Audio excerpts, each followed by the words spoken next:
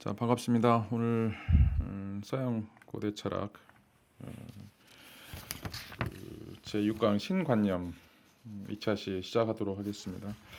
자, 지난 시간 했던 내용들을 조금 간략하게 요약을 하고 오늘 주제로 넘어가서 말씀을 드리도록 하겠습니다.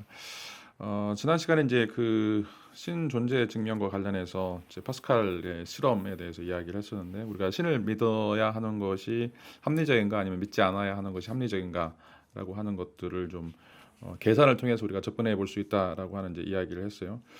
그래서 신을 믿지 않을 때와 신을 이제 믿을 때 이런 것들을 이제 그 비교를 해봤을 때 만약에 이제 내세가 있다라고 생각한다라면 우리가 신이 없다라고 생각하고 우리가 여기서 흥청망청 사는 것보다는 신이 있다라고 생각하고 내세의 어떤 그 영생이라든지 아니면 이제 지옥이라든지 이런 어떤 처벌을 받지 않기 위해서 마치 신이 있는 것처럼, 없음에도 불구하고 신이 있는 것처럼 사는 것이 합리적이다 라고 이제 이야기를 할 수가 있죠. 그래서 결론적으로 이제 신을 믿는 게 합리적이다라고 이제 이야기를 할 수 있는데, 그래서 신을 이제 믿는 경우와 믿지 않는 경우로 나눠서 생각해 봤을 때 그 내세의 삶이라고 하는 것이 이제 무한대 플러스 무한대 마이너스이기 때문에, 자, 이 세상에서 신을 믿지 않고 자기 마음대로 사는 것보다는 이 내세를 고려한다라면 우리가 신을 믿는 것이 이 무한대 값의 플러스나 마이너스 값에 우리가 합리적인 기준을 두고 있다라면 이제 신의 존재를 인정하는 것이 이제 합리적이다라고 하는 것이 이제 파스칼의 내기다라고 이야기를 할 수가 있겠죠. 그리고 이제 이 신에 대해서 우리가 수학적으로 이렇게 파스칼처럼 접근하는 이제 방식도 있지만, 대부분의 사람들은 직관적으로 신에 대해서 믿는 그런 경향들이 많이 있는데, 왜냐하면 이제 우리가 삶을 살아갈 때 그 삶에서 풀어야 될 굉장히 많은 문제들이 있고, 그런 문제들이 우리의 이제 고통과 관련돼 있다라고 이야기를 할 수가 있어요. 그런데 그런 어떤 고통에 대해서 우리에게 그 대안을 제시해 주거나 아니면 우리의 정서를 위로해 줄 수 있는 어떤 그런 현실로서 신이라고 하는 그런 개념이 또 요청되고, 또 사람들은 이제 그런 면에서 신을, 그런 어떤 신적인 존재를 인간들은 삶 속에서 지각을 한다라고 이제 하는 이야기를 했었고, 그렇다고 하면 이제 이 신이라고 하는 것도 우리가 생각하는 어떤 마음을 가지고 있는 것처럼 우리가 이제 그 마음의 요소를 이제 두 가지로 나눠서 생각했었죠. 하나는 행위할 수 있는 거하고, 그 다음에 이제 그 고통을 느낄 수 있는 이런 어떤 감정적인 요소를 갖는다라고 이제 생각을 할 수가 있는데, 신은 이제 이런 어떤 그 두 분야와 관련해서 생각해 볼 수 있는 그런 어떤 시사점을 던지고 있다. 근데 이제 신은 어떻게 보면 이제 그 어린아이나 동물처럼 고통을 지각하는 것보다는 오히려 전지전능하다라고 하는 이제 의미에서 신이 생각할 수 있는, 또 행위를 할 수 있는 어떤 완벽한 존재, 슈퍼맨과 같은 그런 어떤 완벽한 존재라고 이제 우리가 이야기를 할 수가 있겠죠. 그렇다라고 이제 한다라면 그 신이라고 하는 것이 이런 어떤 방식에서 본다라고 그러면 이제 도덕에서 이런 어떤 문제들을 해결하기 위해서 필요한 이제 존재가 될 수 있다라고 하는 것을 우리가 지난 시간에 이제 이야기를 했습니다. 그러니까 이 도덕적인 갈등이라고 하는 것은 이제 행위자라고 하는 것과 그다음에 경험자, 이 둘 사이 어떤 관계 속에서 만들어지는 어떤 원리가 바로 이제 도덕이다라고 이야기했었는데, 그런 의미에서 이 신이라고 하는 것이 이런 어떤 도덕적인 문제를 해결하기 위해서 또는 도덕적인 문제와 관련해서 꼭 이제 필요한 존재다라고 이제 이야기를 할 수가 있겠죠. 그리고 이제 그 우리가 신과 관련해서 또 이야기할 수 있는 것 중에 하나가, 이제 신이라고 하는 것은 우리가 어떤 것들을 먹고 마시고 이런 것들에 대해서 관심을 갖는 것보다는, 신이 우리에게 관심을 갖는 것은 우리가 올바른 삶을 살고 있느냐라고 하는 도덕적인 문제와 관련돼 있다라고 이제 이야기를 할 수가 있어요. 자, 그래서 우리가 이제 이 양심의 문제, 어떻게 살 것인가라고 하는 문제, 이게 잘 살고 있는 것인지 아니면 올바른 삶을 살고 있는 것인지, 가치 있는 삶을 살고 있는 것인지의 문제와 관련해서 이제 신에 대한 어떤 관심들이 더 증폭된다라고 이야기할 수가 있어요. 자, 그래서 우리가 차를 뭘 살 것인가, 아니면 옷을 무엇을 입을 것인가, 아니면 어디 가서 식사할 것인가, 이런 문제와 관련해서는 신에 대해서 물어보지 않아요.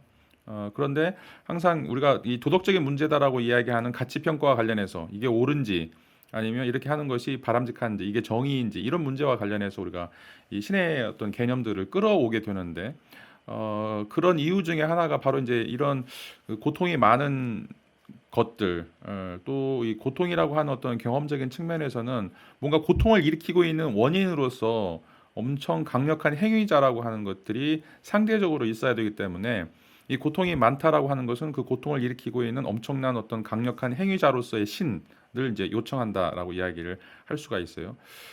그래서 이제 우리가 이 문제와 관련해서 우리가 이제 신정론이라고 하는 이제 이야기를 할 수가 있는데, 그러니까 이제 신이 왜 이 세상에 악을 허용했을까라고 하는 문제예요.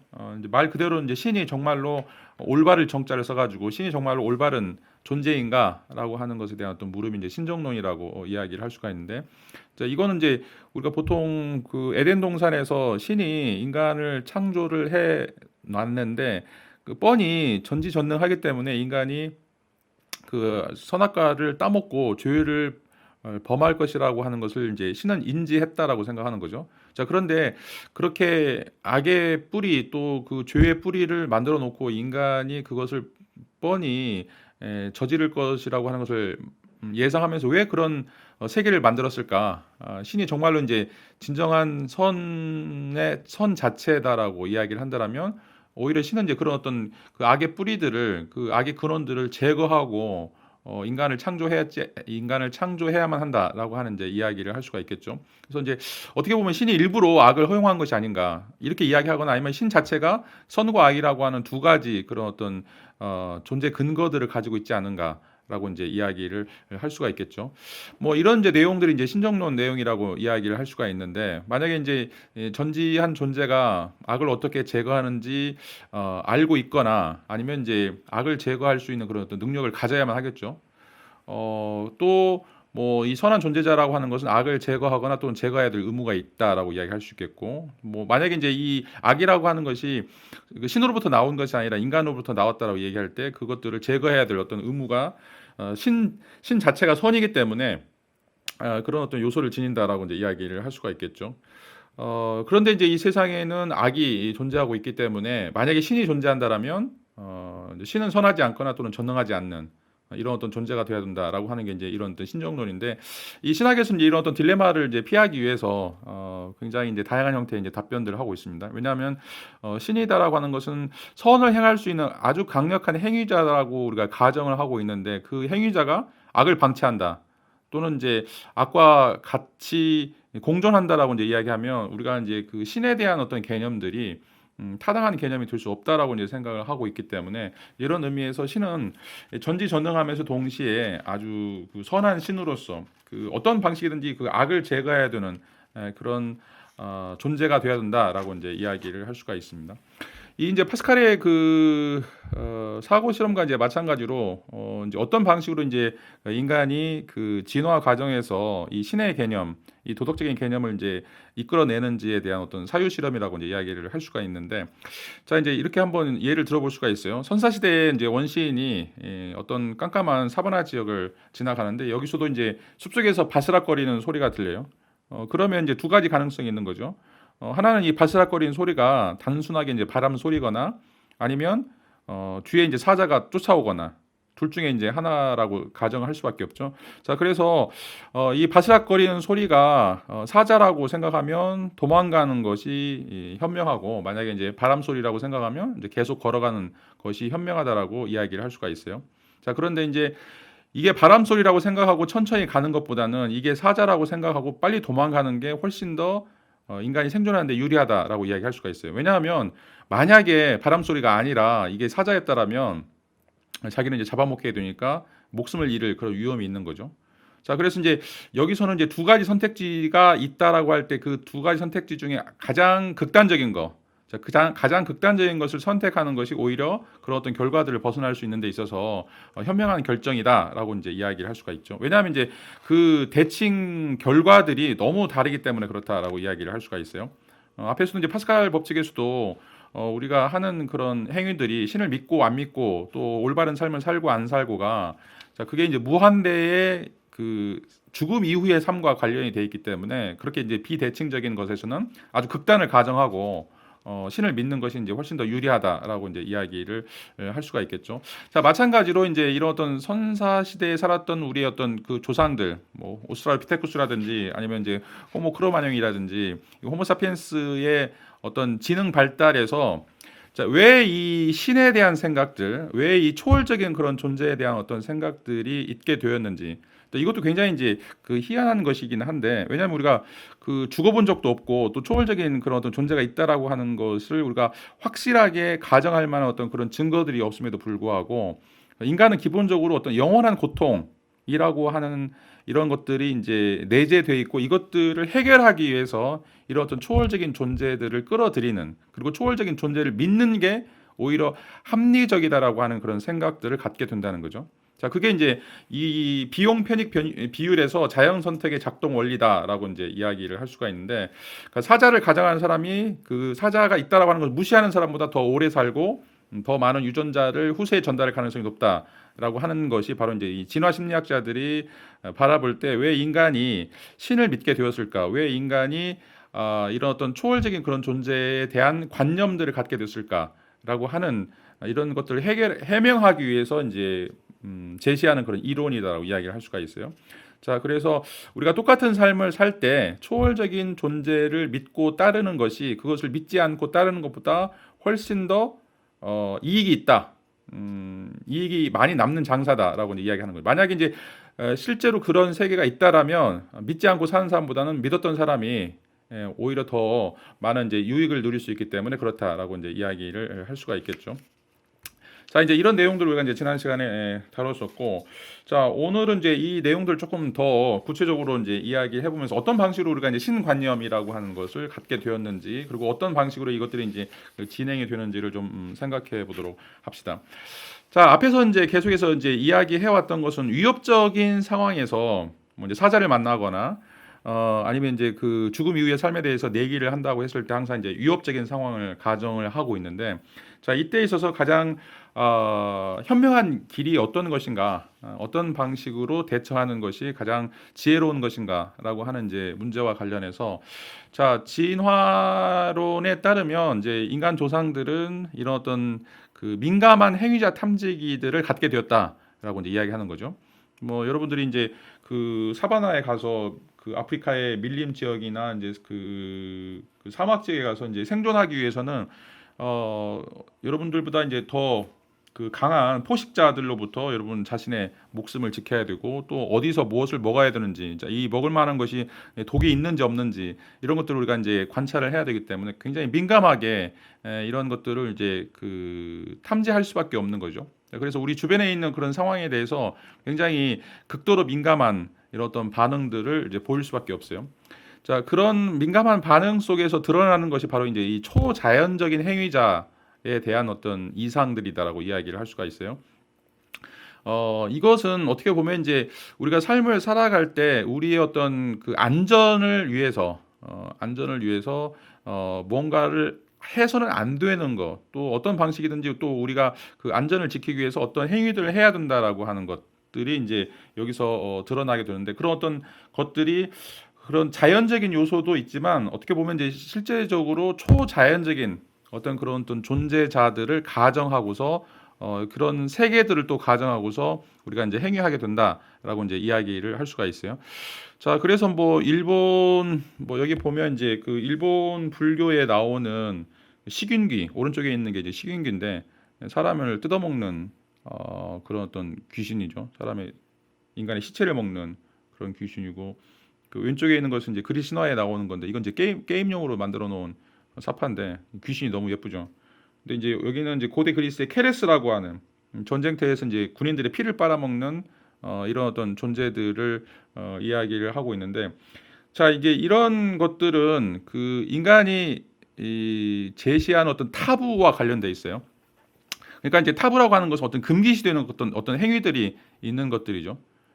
그래서 사람들이 해야 될 행위와 하지 않아야 될 행위들을 이야기할 때 그 이면에 이런 어떤 식윤기라든지 케레스라든지 실제로는 존재하지 않는 어떤 초자연적인 행위자들이 우리를 지켜보고 있고, 그런 어떤 타부시되는 행위를 하게 되면 이런 어떤 초자연적인 행위자 우리를 징벌할 것이라고 하는 것, 우리의 목숨을 앗아갈 것이다라고 하는 이런 어떤 방식으로 어떤 도덕적인 그 규율이라든지 어떤 도덕적인 명령들을 지키도록 하는, 그걸 이제 우리가 스스로 내재적으로 그것을 해서는 안 된다 또는 이제 반드시 해야 된다라고 하는 그런 이제 생각들을 하게 돼요.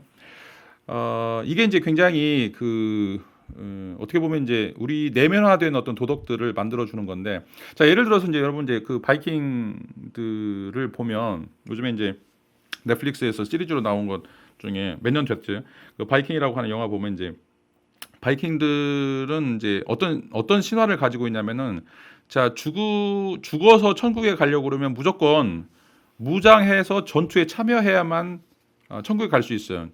이제 자기들은 그걸 발할라라고 이야기하는데 발할라에 가기 위해서는 전쟁터에서만 죽어야 돼. 전쟁터에서 다른 데서 늙어서 죽거나 병들어 죽거나 그러면 천국에 갈 수가 없어요.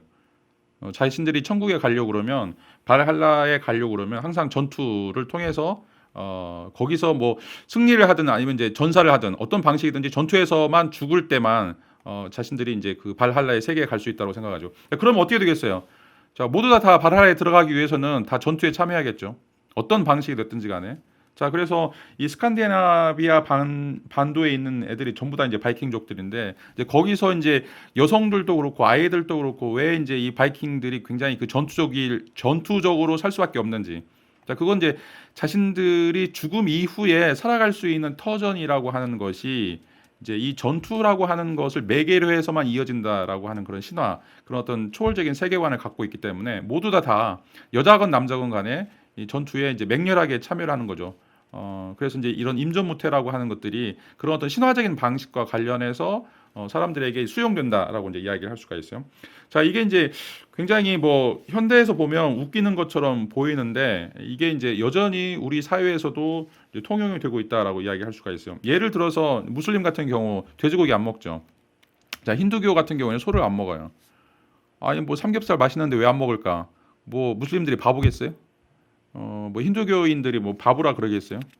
뭐 무슬림만 해도 지금 20 내지 25억 정도 되고 힌두교만 하더라도 거의 10억 가까이 가까운 인도에서 그런 인구들이 지금 추앙을 하고 있는 것들인데, 자 이제 왜 이 사람들이 돼지고기나 왜 소고기를 먹지 않을까라고 하는 거죠. 뭐 이제 미국에도 가면 이제 아미시라고 하는 그런 종교 단체도 있고 또 뭐 여러분 이제 그 유태인들 중에도 이제 굉장히 보수적인 유태인들 이런 사람들 보면 항상 옷 입는 것도 똑같고 또 이제 여자들은 결혼하게 되면 머리를 다 깎아요. 머리를 다 밀어버려요. 남자한테 이쁘게 보이면 안 된다니까. 안 되어서 그걸 이제 죄를 범하는 것이니까. 뭐 상식적으로 이해가 안 되죠. 상식적으로 이제 이해가 안 되는데 아까도 얘기했던 것처럼 이런 어떤 이 타부시 된 어떤 행위들을 기본적으로 관철시키거나 아니면 그것들을 계속해서 이어 나가기 위해서 이런 어떤 초자연적인 어떤 행위자들을 설정하고 그런 어떤 초자연적인 어떤 그런 어떤 세계관에 근거해서 이런 어떤 사회적인 또는 문화적인 어떤 행위들을 하게 된다라고 이제 이야기를 할 수가 있어요. 자, 이거는 이제 근본적으로 진화론에 따르면 자, 위협적인 상황에서 어떤 공동체를 지키기 위해서 또는 이제 그런 문제 상황에서 어떤 그 협력 관계를 유지하기 위해서 이제 만들어 놓은 어떤 세계관이다라고 이제 이야기를 할 수가 있어요. 자, 이건 이제 위험이 있다라고 하는 것을 전제를 하는 것이고, 그러니까 두 번째 경우에서는 이제 어떤 느긋한 상황에서도 이제 이런 어떤 초월자들을 제시하는 그런 이제 경우들이 있는데 이게 이제 가장 대표적인 것 중에 하나가 이제 아포페니아예요. 아포페니아. 자, 이거 뭐처럼 보세요? 말처럼 보이죠. 이건 이제 구름인데 구름이 이렇게 말처럼 보이는 경우를 보면 뭐 사람 카트가 올라올 때도 있고 뭐 토끼 모양이 있을 때도 있고, 자 옛날에 우리가 이제 그 달에 옥토끼가 살고 있다라고 생각을 했어요. 뭐 여러분 이제 믿을지 모르겠지만 그래서 이제 뭐 대보름날 보면 옥토끼 두 마리가 옆에서 떡방아를 찢는 그런 모습을 이제 상상을 하면서 이 올해에도 이제 풍년이 될 것이다라고 이제 생각하는데, 자 이런 것들은 이제 아포페니아라고 이야기를 하고 있어요. 자 이제 아포페니아가 이제 어떤 것이냐면 이제 서로 연관성이 없는 현상이에요. 서로 연관성이 없는 현상인데 거기서 어떤 규칙성이라든지 연관성을 추출하려고 하는 어떤 인식 작용을 아포페니아다라고 이제 이야기를 하고 있어요. 원래는 이제 그리스 말로 아포파나이노마이라고 하는 말은 뭔가를 이제 드러난다라고 이제 이야기하는데 그 드러난 것의 어떤 의미나 가치나 어떤 그 표식 그거 어떤 표식이다라고 이제 생각하는 거죠. 자, 그래서 다른 사람이 보거나 아니면 이제 무관한 사람이 보면 정말 의미 없는 거예요.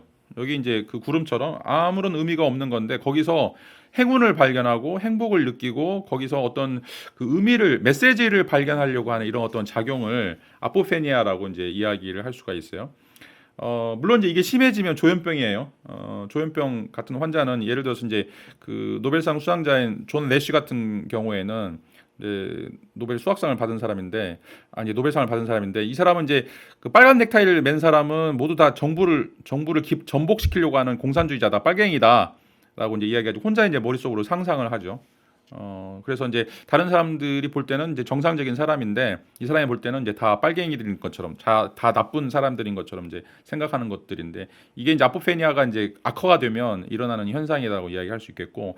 자, 그런데 이제 완화된 형태에서는 예를 들어서 이제 그 찻잎을 보면서 하는 거 우리가 이제 그 뭐죠, 네잎 클로버나 뭐 새잎 클로버 이런 것들도 다 이제 이 아포페니아라고 이야기할 수가 있어요.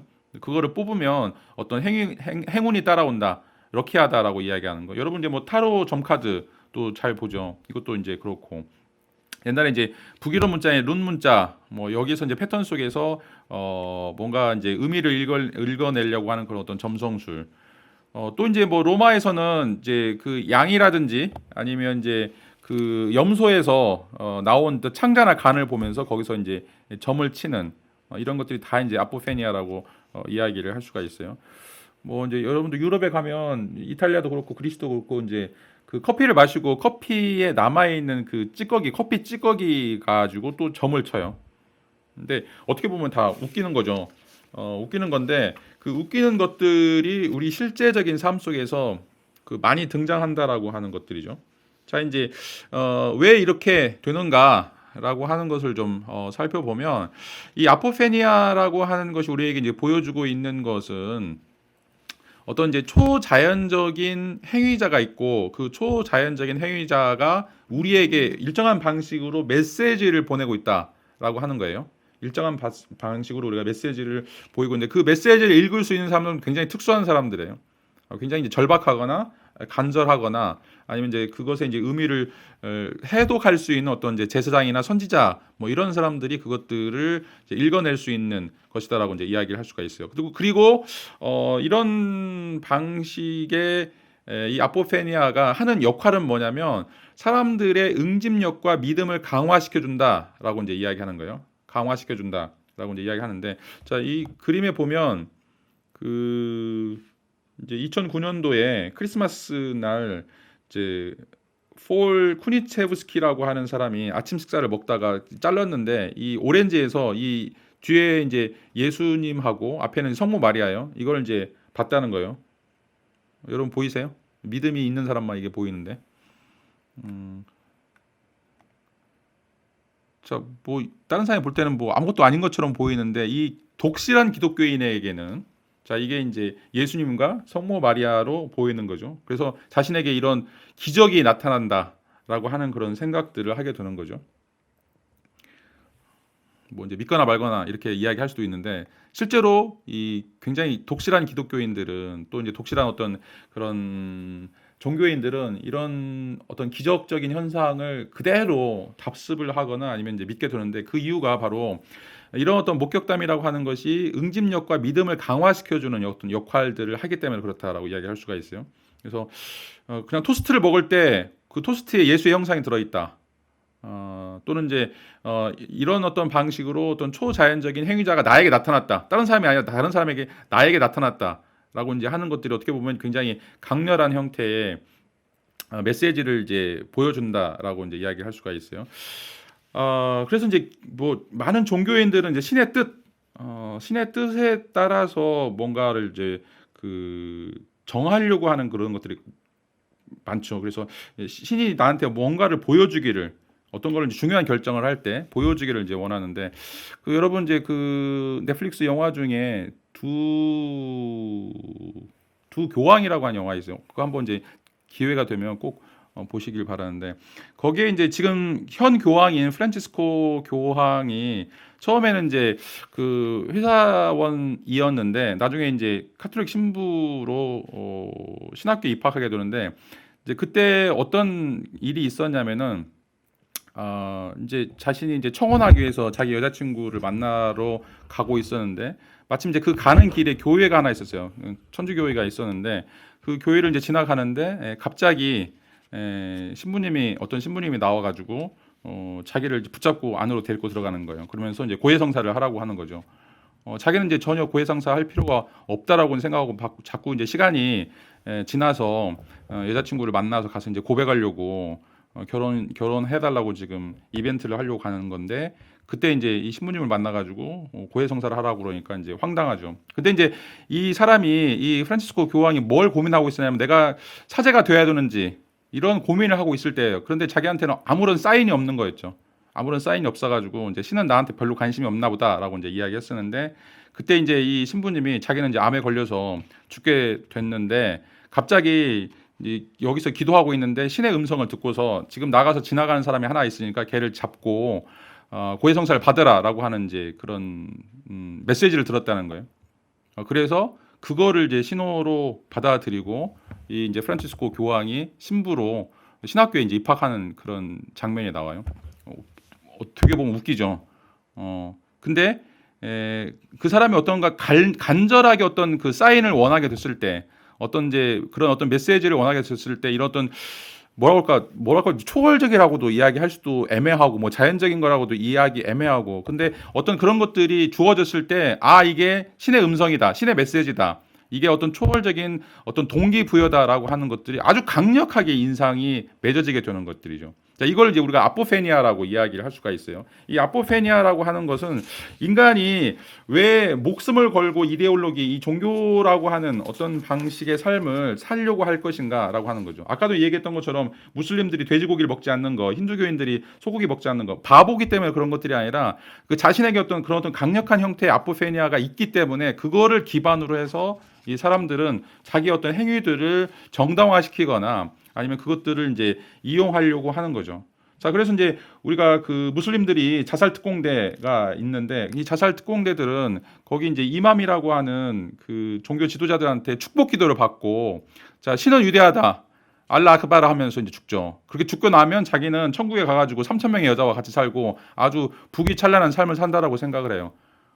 어리석다라고 이야기할 정도로의 어리석다고 이야기할 정도의 그런 자살 행위인데 왜 거기에서 사람들은 의미를 두게 됐을까? 자, 이게 어떻게 보면 이제 이 아포페니아의 사례를 통해서 사람들로 하여금 이 신 개념을 통해서 응집력을 강화시킨다라고 이제 이야기를 할 수가 있어요. 자, 이제 뭐 여러분들에게 이제 이야기를 했는지 안 했는지 모르겠는데 하도 이제 강의를 많이 하니까 좀 반복되는 이야기가 있어서 자, 그 호모사피엔스하고 네안데르탈인을 이제 비교하는 이야기가 있는데 자, 이제 호모사피엔스하고 이제 네안데르탈인하고 한 3만 년 내지 한 4만 년 정도 겹쳐서 사는 시대가 있었어요. 그런데 호모사피엔스는 이제 어떻게 보면 네안데르탈인보다 뇌의 용량도 작고 그다음에 이제 체격도 좀 작아요. 그래서 호모사피엔스는 이제 뇌가 1.5kg, 1,500g밖에 안 되고 네안데르탈은 이제 2kg가 넘거나 아니면 이제 인간보다 훨씬 더 골격이 크기 때문에 만약에 적자 생존을 한다라고 가정했을 때 그 기후 환경이라든지 아니면 이제 그 서식 환경에 따르면 네안데르탈인이 더 생존을 하고 호모사피엔스가 이제 멸종을 해야 돼요. 자, 그런데 갑자기 기원전 이제 3만 년 내지 6만 년 전에 네안데르탈인 지구상에서 사라져 버려요. 똑같이 한 3만 년, 4년은 같이 살았던 이제 인간의 종족들이 6종족들이 대부분 다 비슷한 시기에 이제 살게 되었는데 왜 그러니까 호모사피엔스보다 훨씬 더 강력한 힘을 가졌던 생물학적으로 강력한 힘을 가졌고 또 뇌의 용량도 훨씬 컸던 네안데르탈인이 사라졌을까? 이런 어떤 추측이 굉장히 이제 의견이 분분한데 그 다른 것들은 다 똑같아요. 예를 들어서 이제 그 그 이제 수렵이라든지 아니면 이제 그런 채집과 같은 그런 어떤 기본적인 활동들은 다 똑같은데 한 가지 다른 점은 뭐냐면 호모사피엔스는 그림을 그렸어요. 그림을.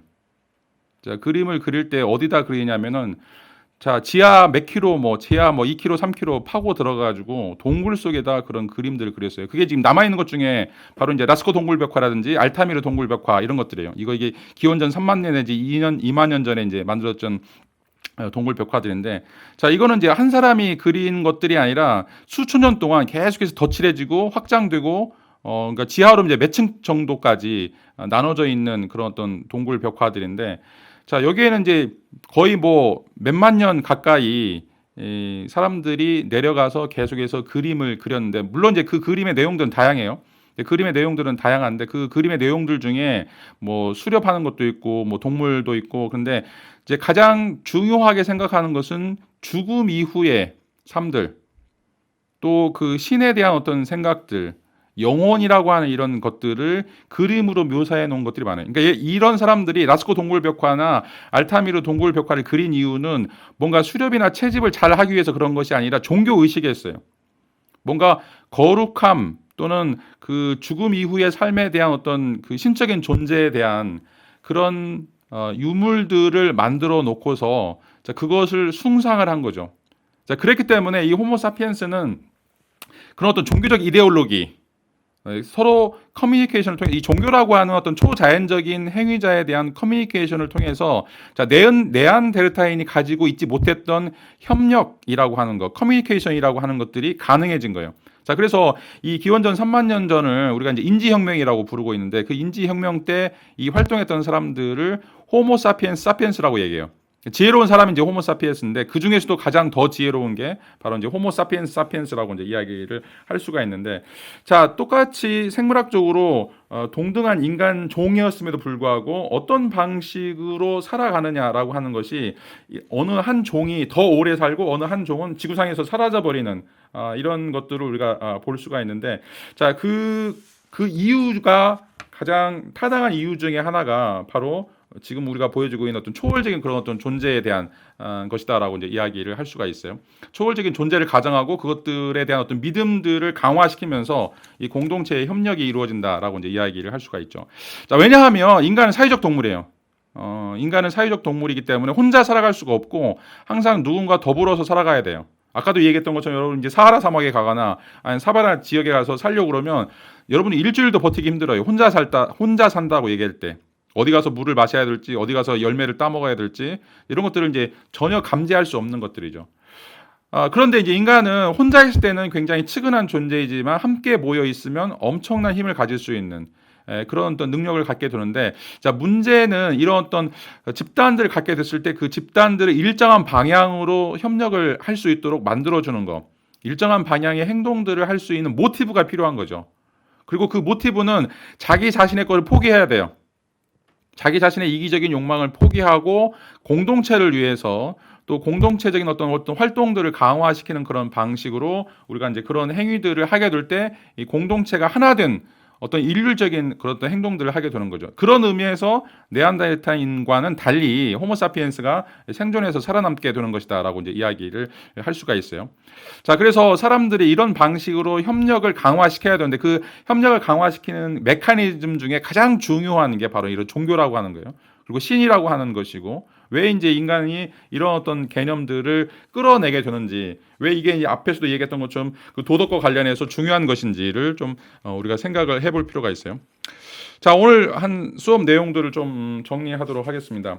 자, 우리가 이제 왜 우리가 신관념을 공부해야만 하는지, 그리고 이제 신관념이라고 하는 것이 이제 왜 필요한지에 대해서 지금 계속해서 이야기를 하고 있는데, 자, 우리가 이제 그 마음과 관련해서 마음의 여러 가지 그 존재들이 있는데, 그 존재들 중에 가장 최상위 계층이라고 이야기할 수 있는 완벽한 행위자로서의 어떤 신 개념, 이걸 지금 생각을 해보고 있어요.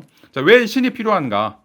왜 이 신이라고 하는 것이 우리에게 그 필수적인 그런 존재인가라고 이제 이야기하는데, 여러분 이제 요즘에 그 죄에 대해서 이야기하거나 영혼에 대해서 이야기하거나 신에 대해서 이야기하면 다 웃죠.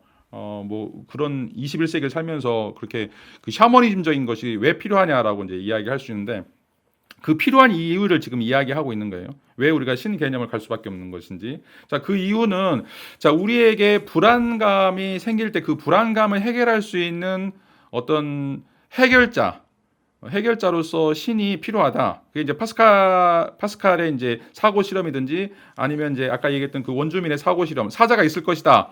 라고 가정하고 사는 것이 사자가 없이 가정하고 사는 것보다는 훨씬 더 위험 상황에서 그런 어떤 돌발적인 상황에서 자신이 지혜로운 어떤 행위를 할 수 있는 것이다라고 이제 이야기를 할 수가 있겠고, 그런 어떤 돌발적인 상황과는 무관하게 일반적인 상황에서도 우리가 아포페니아라고 이제 이야기하는 방식으로 우리가 접근을 해보면 인간은 무의미한데 그 무의미한 것 속에서 의미를 추출하려고 하는 그런 어떤 능력들을 가지고 있다라고 하는 것들이죠.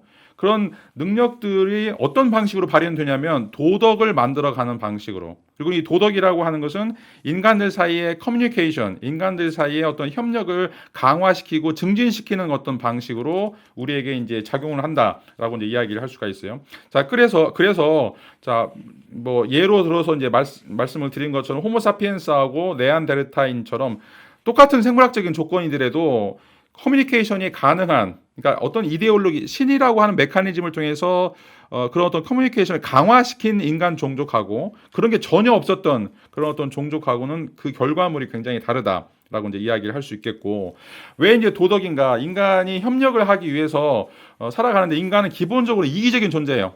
자신이 하고 싶은 걸 하고 싶어 하는 거죠. 그거를 포기하려고 하지 않는데 그거를 포기하게 만들려면 뭔가 또 다른 요소가 필요해요. 뭔가 또 다른 요소가 필요하다는 거죠. 자, 예를 들어서 원숭이한테 바나나 하나 주면서 야, 원숭이야, 내가 지금 바나나 하나 주는데 이거 네 옆에 있는 원숭이 친구한테 주면 내가 너 죽은 다음에 바나나 100개 줄게. 그러면 원숭이가 그 바나나를 옆에 사람 주겠어요? 아니, 옆에 원숭이한테 주겠어요? 절대 안 줄 거예요. 일단 뭐 이런 커뮤니케이션도 안 되겠지만. 근데 인간은 주죠. 인간은 정말 바보같이 이런 어떤 이타심이라고 하는 게 있고 그 이타심을 강화시키는 것 중에 하나가 바로 이런 어떤 종교적인, 네가 죽으면 천국에 가니까 천국에 가기 위해서는 네 옆에 불쌍한 사람들, 고아나 과부나 이런 어떤 불쌍한 사람들을 도와줘야 돼라고 하는 것을 믿죠. 내가 지금 내가 먹고 소비해야 될 이런 것들까지도 전부 다 포기하고 다른 사람들을 돌보려고 하는 것. 자, 이런 것들이 바로 이제 인간이 만들어내놓은, 어떻게 보면 이제 그런 신관념이라든지 이 어떤 그 초월적인 어떤 행위자 개념이다라고 이야기할 수가 있어요. 이게 이제 우리의 마음을 통해서 만들어지는 것이고, 또 도덕이 있기 위해서는 반드시 이런 어떤 방식으로 무의미하지만 그 무의미 속에서 의미를 읽어내는 이 아포페니아 같은 어떤 방식의 사유가 꼭 필요하다라고 하는 것들을 이제 오늘 말씀을 드릴 수 있을 것 같습니다. 자, 오늘 수업은 여기서 마치도록 하겠습니다. 자, 수고 많으셨습니다.